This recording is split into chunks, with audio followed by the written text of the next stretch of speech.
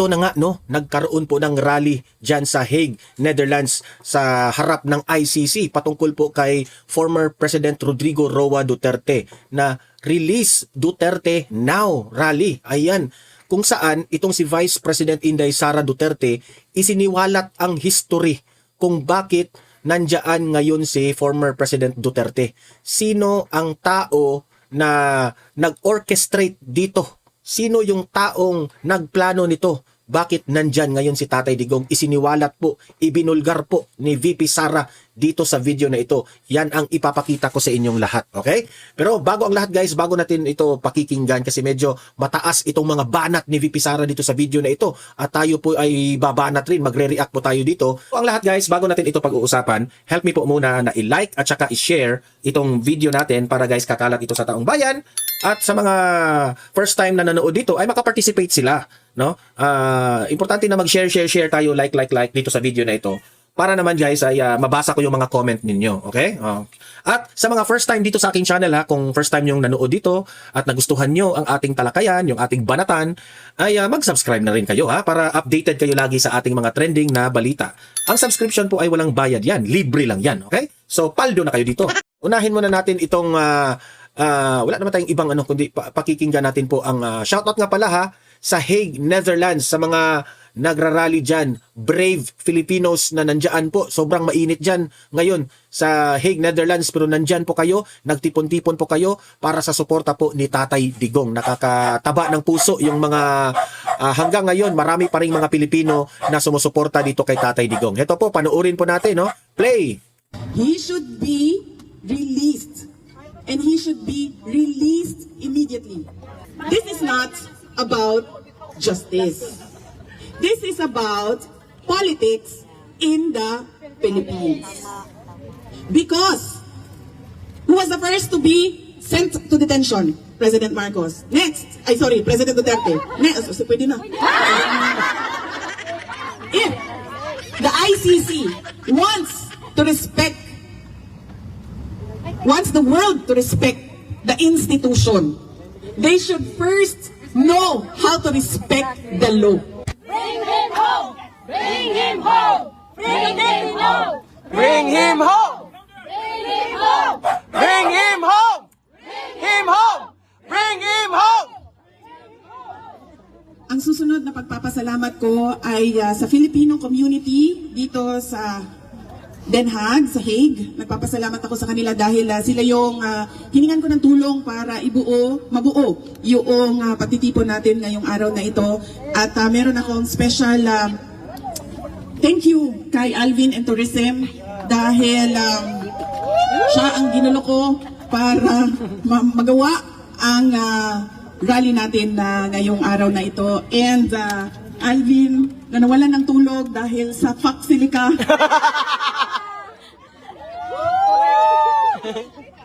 Alvin, if they cannot respect a no comment, you should not lose sleep over it. That is their problem. That is not your problem. Tama!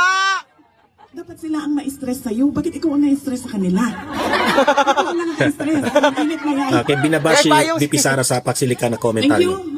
Hindi siya nag-comment. Sa tulong mo para mabuo ang ating programa ngayong araw na ito. Magsisimula ako, mga kababayan, sa paalala sa International Criminal Court na hindi nila pwedeng gamitin sa mga desisyon nila ang mga sinasabi natin patungkol sa kaso ni dating Pangulong Rodrigo Duterte sa ating mga actions of support kay dating Pangulong Rodrigo Duterte. At syempre, sa mga assessment at opinion natin. Dahil walang nagbabawal sa Rome Statute na ipahayag natin ang ating mga nararamdaman. Lahat ng kanilang pinapalabas, nire-release publicly, ay pwedeng pag-usapan at pwedeng bigyan ng komento. Kaya lagi kong sinasabi, kapag ako ay tinatanong, ano ang tingin ko sa desisyon na nilabas ng ICC? Ang sinasabi ko lagi, walang basihan sa batas. Ano ba ang pinagbasihan nila? Libro ng isang tao na hindi mo naman alam kung ano ang kredibilidad? Suporta ng mga tao? Siyempre, dahil dating head of state yan, dating pangulo yan, minamahal yan ng marami. Siyempre, meron talaga tayong ipapakita na suporta. Ako, anak, kapamilya, siyempre, magagalit ako sa ginawa sa aking ama at sa isang Pilipino na ninakaw, kinuha, kinidnap doon sa Pilipinas para ihatid dyan sa ICC. Let us start in the year 2017. In 2017, a lawyer submitted a communication to the International Criminal Court. And this was supplemented by a communication by former Senator Trillanes and another person. That was in 2017. In 2018, the court took it under consideration. Between 2017 until 2021, there was investigation, no investigation, put on hold. Let us start first with the complainant. Who is Trillanes? Trillanes is the person behind the Oakwood Mutiny and the Manila Correct. Peninsula Siege. Which was against who? It was against President Gloria Macapagal Arroyo. Trillanes stood on the platform of anti-corruption against Arroyo. We do not know the dealings, the negotiations behind the mutiny and the siege. That is not discussed publicly. When did we next see Trillanes? We saw him next in the Jejomar Binay attack. Vice President Binay was a candidate, a presumptive candidate for the 2016 election. And then what did he do? He attacked Vice President Binay on the platform of anti-corruption. Talagang aso talaga si Trillanes. But you must remember, he never attacked President Aquino on the platform of anti-corruption. And you remember the DAP, the pork barrel scam of the Aquino administration. And where was Trillanes then? Quiet. Because we do not know how much, where, how, when the negotiations happened. Correct. When did you see him again? Trillanes, hear about him again. You heard about him in 2016 because President Duterte was the front runner. In April 2016, President Duterte was already the front runner of the presidential elections. Everyone forgot about Mar Rojas, the candidate of Trillanes. Everyone was focused on Rodrigo Duterte, including Trillanes. This was the first time you heard about EJK, DDS, bank accounts, billions in the bank accounts. This was in 2016. In 2017, he filed the communication in ICC. And if you can remember, President Duterte never did anything against Trillanes, against the witnesses of Trillanes during the Senate hearing. He presented Bato-Bato, he presented Las Cañas, and he claimed so many things about the Davao Death Squad. And what did President Duterte do? He told everyone, pabayaan nyo yan. It is his right to speak. It is his freedom to talk about the Davao Death Squad. So that is... Okay na ng payong, sir. Ay, ma'am. Sorry, ma'am. May panyo ako, ma'am. So that was Trillanes. That is Trillanes. Against Gloria Arroyo, anti-corruption. Against Binay, anti-corruption. Against Rodrigo Duterte, anti-corruption. EJK. So, ibig sabihin ni VP Sara, si Trillanes talaga, aso. Okay? Aso. Bakit siya aso? Because he is being selective sa kanyang propaganda na, lalabanan natin ang korupsyon. Pero ang sarili niyang bakod na amo nung panahon ni Pinoy, hindi naman nila, wala siyang ginawa doon sa pork barrel. Yun, di ba? Yun ang kasagsagan ng korupsyon doon, pork barrel doon sa panahon ni Pinoy. Wala. Si Trillanes, wala. Di ba? Si Trillanes is aso. Aso talaga yan. But do you hear him speak of anti-corruption when it comes to President Aquino and President Marcos? Correct. Makes you question. What is the anti-corruption platform for? Whose interest is he serving? Correct. This is yellow, pink, red. Lahat ng kulay, maliban lang sa green. Lucky charm. Maliban sa green at black. Thank you, friend. Diba? He is quiet when negotiations happen for his interest. Correct. But if negotiations are for the interest of, against the interest of Trillanes, he is noisy. Silence. So that is 2017 in the background of the person who sent the communication to ICC. Now here comes ICC. Yes, we take into consideration, and then yes, we will investigate. We will put on hold the investigation through the years, and then come 2021, we will investigate. And who is the person? Who was the prosecutor who finally defended the investigation? It was Prosecutor Karim Khan, who was dismissed for an entirely different issue, but there was one issue about Karim Khan in relation to the case of President Rodrigo Duterte. And what was it? He had conflict of interest because his previous work was representation of the victims of supposed EJK under the Commission on Human Rights in the Philippines. Grabe. That was his conflict of interest. But did ICC say categorically that you have conflict of interest? No. They did not. They just said that the appearance of impropriety excludes him from this case. But how can you give credibility to an investigation by someone who represented the victims? And now you're saying he must be investigated and prosecuted. That is clear conflict of interest. It muddles the entire investigation. That is our complainant, that is our prosecutor. We go to jurisdiction. ICC said, we have jurisdiction because we took the complaint under consideration before the Philippines withdrew as a member of the International Criminal Court.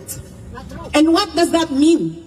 It means that if you take it under consideration, before withdrawal of a country, there will always be an open complaint, open under consideration, open investigation through the years, even if the ICC will not act on it. And is that justified? Of course not, because it will be a perpetual investigation. There must be an end to the perceived liability, to the under consideration, to the investigation. Otherwise, it will be 300 years from now, assuming this ICC Still exist. will exist for 300 years, there will be an open under consideration complaint, communication inside the ICC. That is what the countries who are withdrawing now from the ICC should watch out. Because if there is something under consideration there, even if they withdraw 50 years from now, kung buhay pa yung ICC, they can file a case. That is why we have been saying, you have no jurisdiction. 2 years has passed since the withdrawal of the Philippines from the ICC before any formal inquiry was done. If that is allowed, then there will be no end to the ICC going after sovereign nations. That is jurisdiction. We go to how the ICC disregarded how former President Rodrigo Duterte was kidnapped from the Philippines. They say, it doesn't matter to us how he was taken, where he was taken, by what means he was taken. What matters to us was that he was delivered to The Hague and endorsed to the ICC. If this is about justice, then why does it allow injustice to happen to people who are respondents of communications, of complaints inside ICC?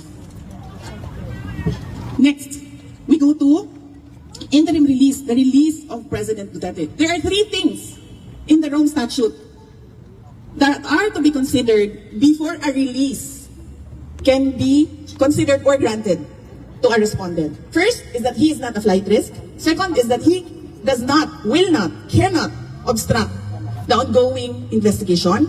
And third, he cannot continue to commit crimes under the ICC jurisdiction. You saw President Duterte being pushed, pulled outside of the room, pushed into a plane. Is that a person who is a flight risk? He cannot even walk 3 steps and fall to the ground. In fact, how many times has he slipped and hit his head in detention? No one can count anymore. And no one is talking about it. Grabe. Because why? President Duterte is the Asian poster boy in answer to the attacks that ICC is only going after the black race.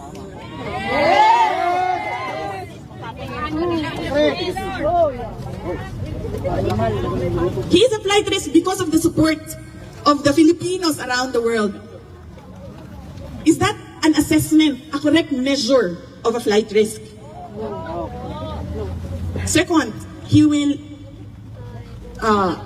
cannot continue to interfere or obstruct any investigation.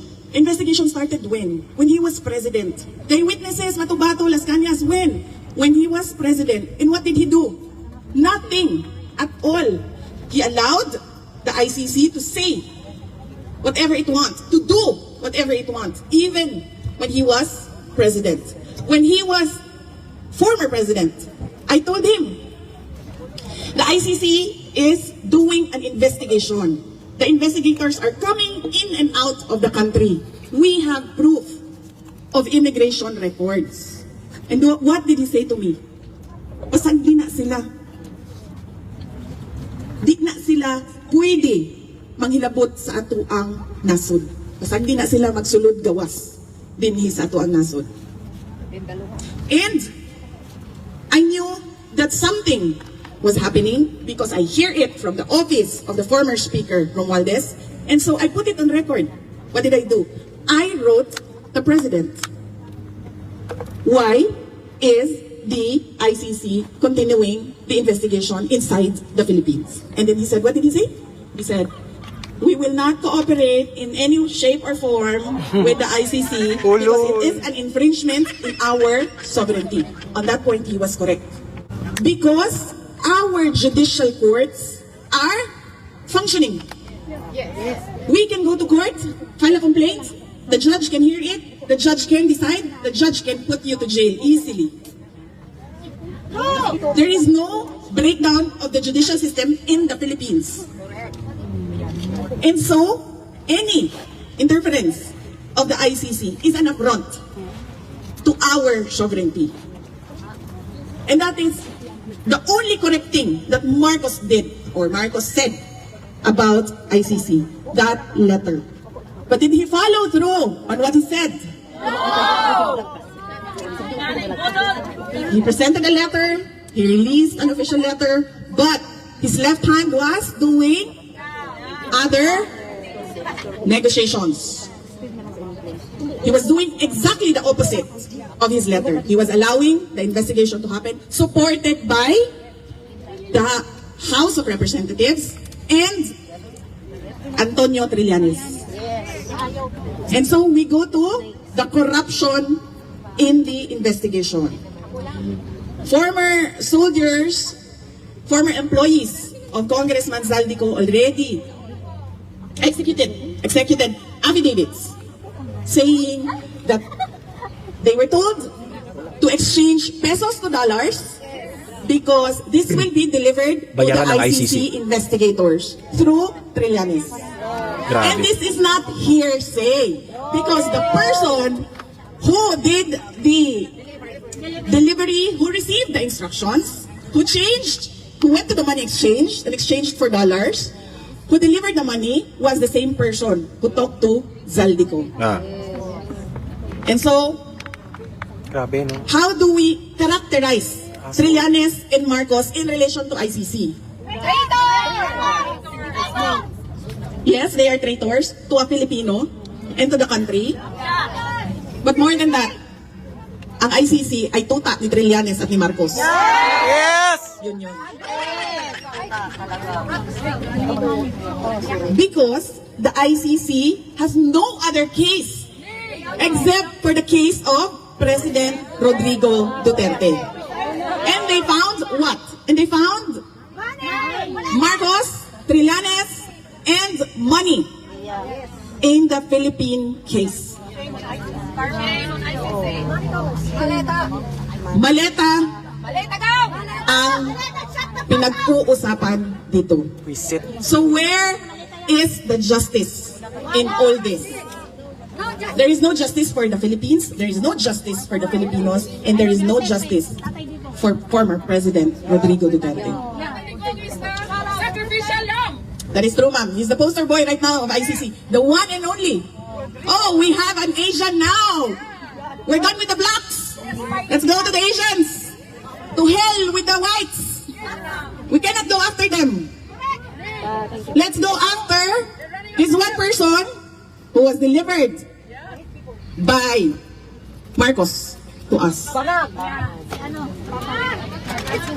So that is the complainant, Trillanes, his cohort, Marcos, the jurisdiction, the investigator, the investigation. Do you want to go to the evidence? Yes! What are they saying? They are saying there was what? How many? How many did the media portray? 30,000. And then it was reduced to 13,000. And now it is how many? 34? 32 counts of murder. That amounts to, they say, crimes against humanity. The government has a policy of zero tolerance for illegal drugs. The Philippine government has a policy of zero tolerance for illegal drugs. How did the administration of President Duterte implement this policy? They created the drug war. That is the program. That is the anti-drug program. It is called drug war. Tukhang. Now, the implementation of a program, whether it was good or bad, is not a crime against humanity. It may be good governance or bad governance. It is the same. It is the same with how President Marcos is running the country right now. It can be good governance or it is clearly bad governance. That is not a crime against the Filipino population. How a program is implemented, whether there were mistakes, errors, it was a bad program, is not a crime against humanity. That is the crime that they are saying that President Duterte has done to the Filipino people. And they cannot even say right now if the victims are truly victims of the drug war. Because gun violence is so common in the Philippines. I have a husband. My husband has a mistress. I can hire a gunman for 5,000 pesos to kill the mistress. That is how, for 5,000 pesos. That is how bad gun violence in the Philippines is. And that is, again, yes, EJK. So how can you say that all your listed victims, all your listed complainants are supposed victims of the drug war? It can be that it is a crime against passion. It can be murder because of a third party in a relationship. It can be plain hold up. So how can they say now that all the victims there are victims of the drug war that is supposed to be a crime against humanity? So that is the crime. And what are they doing right now? This is 1 year past the day President Duterte arrived in The Hague. How many years? 1 year and 4 months. 1 year and 4 months. And nothing has happened in the case. It is an unjust delay. and unjust detention of President Rodrigo Duterte. Mainly because he does not pose a flight risk. He will never impede, obstruct any investigation. We saw that already when he was president, when he was not president. And third, he will not continue to commit crimes kuno. Correct. Because that was a program during his administration, an implementation of a policy by government. How can an implementation of a policy by government be a crime against humanity? Uwi na tayo, tay. That is the ICC and the case of Rodrigo Roa Duterte. They are holding an 81-year-old who cannot make his own bed, who cannot even clean his own room, who has bed sores, who has so many Oh my gosh. Ay. aches and pains because of old age. Oh my gosh. For who? For the reputation of ICC? For Marcos? For Trillanes? For money? For what? For whose interest is the ICC serving now? Money. Money. That is the case of Rodrigo Roa Duterte.